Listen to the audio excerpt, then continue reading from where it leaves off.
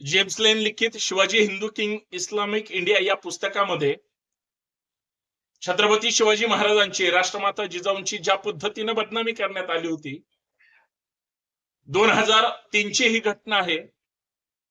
पुस्तक वादग्रस्त होतं। 5 जानेवारी 2004 रोजी संभाजी ब्रिगेडच्या 72 मावळ्यांनी ज्या भांडारकर संस्थेतील 12 लोकांनी त्या जेम्स लेनना वादग्रस्त मजकूर लिहिण्यासाठी मदत केली होती त्या भांडारकर संस्थेवर कारवाई केली। त्याला 22 वर्ष झाले। ज्या जेम्स लेननी वादग्रस्त लिखाण केलं होतं 2003 मध्ये साताऱ्याचे छत्रपती उदयन महाराज भोसले यांनी वादग्रस्त लिखाणाबाबत पत्र पाठवलं गेलं। 22 वर्षानंतर ऑक्सफर्डने चुकीच्या लिखाणाबद्दल माफी मागितली, दिलगिरी व्यक्त केली। परंतु 22 वर्ष महाराष्ट्रातल्या तमाम शिवप्रेमींच्या मनामध्ये जी आग होती, जो राग होता आपल्या राज्याची चुकीच्या पद्धतीने बदनामी करण्याची हिम्मत इथल्या भांडारकर संस्थेने किंवा त्या जेम्स लेनना मदत करणाऱ्यांनी हिम्मत केली होती, त्याच्यावर कारवाई सरकारने अजिबात केली नाही।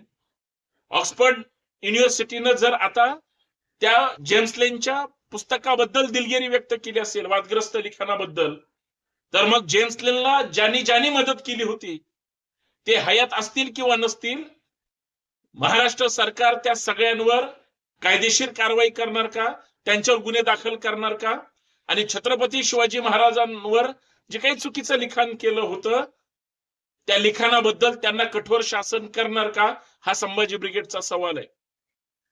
कारण गेल्या 20-22 वर्षामध्ये आम्ही तर छत्रपतींच्या मावळेत, आम्ही कारवाई केली शिवप्रेमी म्हणून, परंतु जे आम्ही भोगलं ते मावळे म्हणून आम्ही सहन केलं। परंतु ज्यांनी बदनामी केली ते मात्र मोकाट फिरत होते, आजही फिरतायत, त्यांच्यावर शासनाने कुठलीही कारवाई केलेली नाही। ही सगळ्यात वाईट शोकांतिका आहे। म्हणून संभाजी ब्रिगेडची विनंती आहे की जेम्स लेनला ज्यांनी माहिती पुरवली होती, जेम्स लेनच्या पुस्तकाबद्दल ज्यांनी कौतुक केलं होतं, त्या सगळ्यांवर कायदेशीर कारवाई झाली पाहिजे। ती सरकार ती हिम्मत दाखवणार का, हाच सवाल या माध्यमातून मी राज्य सरकारला आणि केंद्र सरकारला करू इच्छितो।